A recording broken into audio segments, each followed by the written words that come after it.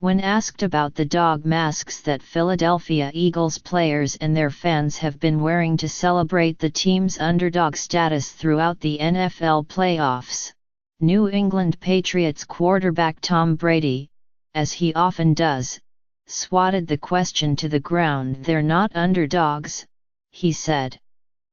"They're 13-3. You can't be the underdog when you're the number 1 seed in the NFC. There's no underdogs in this game."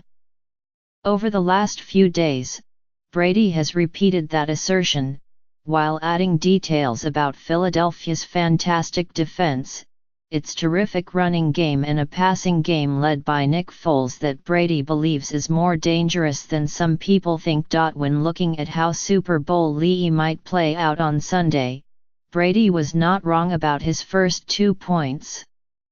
The third point was more debatable.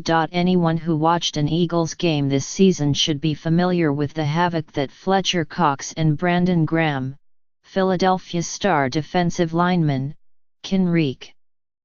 They may not have been among the league leaders in sacks, but they were the key cogs in a defense that led the NFL with 112 quarterback hits. There is little relief behind the defensive line, as the Eagles have standout defenders on all 3 levels, especially the secondary, where Ronald Darby and Malcolm Jenkins are the stars, but Jalen Mills and Rodney McLeod more than hold their own. One of the things Philadelphia did best this season, according to statistics provided by Sport Radar, was limit the effectiveness of throwing into coverage. Brady was one of the most aggressive quarterbacks in the NFL this season at attempting passes to covered receivers, and that could be a serious problem against a team that allowed a 16.6 passer rating on passes in which a defender was within a yard of the receiver.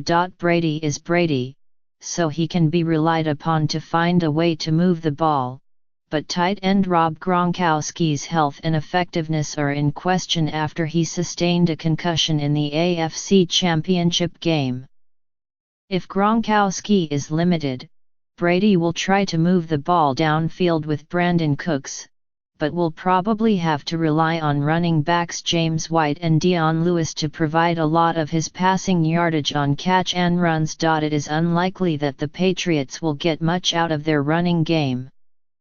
The Eagles had the top-ranked run defense in the NFL, giving up an average of 79.2 yards a game. Part of that is a function of the opposition often trying to overcome a deficit, but the Eagles were 6th in the NFL in yards allowed per carry and allowed only 7 rushing touchdowns. It is hard to see Mike Gillislee, Rex Burkhead, and Lewis getting much traction. Philadelphia's status as underdog rests almost entirely on which version of Foles shows up.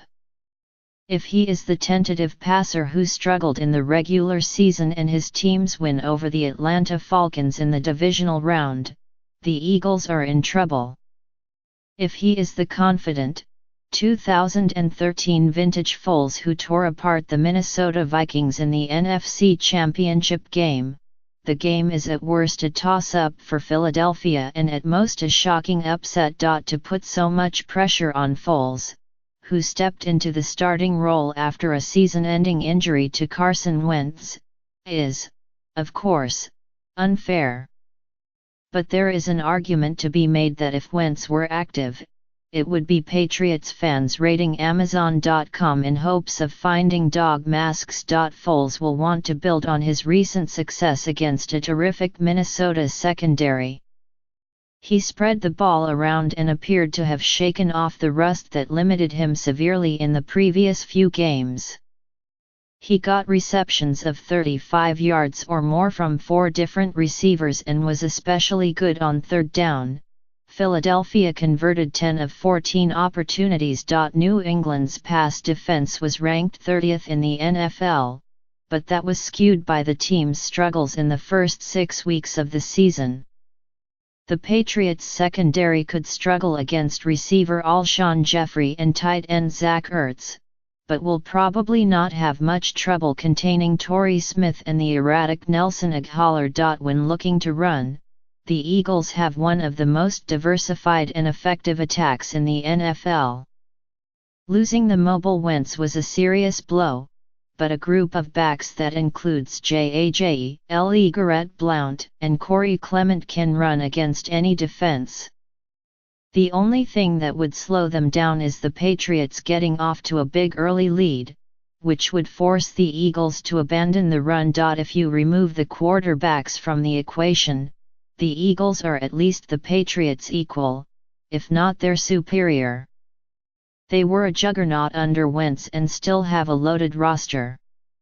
The Patriots, for all of their recent success, are relying far more on experience and execution than overall talent. At one point, Las Vegas had the Eagles as 6-point underdogs, but that has been lowered to 4 points, which seems closer to reality. "Just don't tell Brady I'm not buying any underdogs," he said of the Eagles. "You're not fooling me with that." The Eagles will fight hard, and certainly have a chance at pulling off an upset, but Brady's experience and Foles' volatility give New England a slight advantage. The Patriots won 3 Super Bowls in a 4-season period from 2001 to 2004, and they appear poised to repeat that accomplishment. Patriots 28, Eagles 26.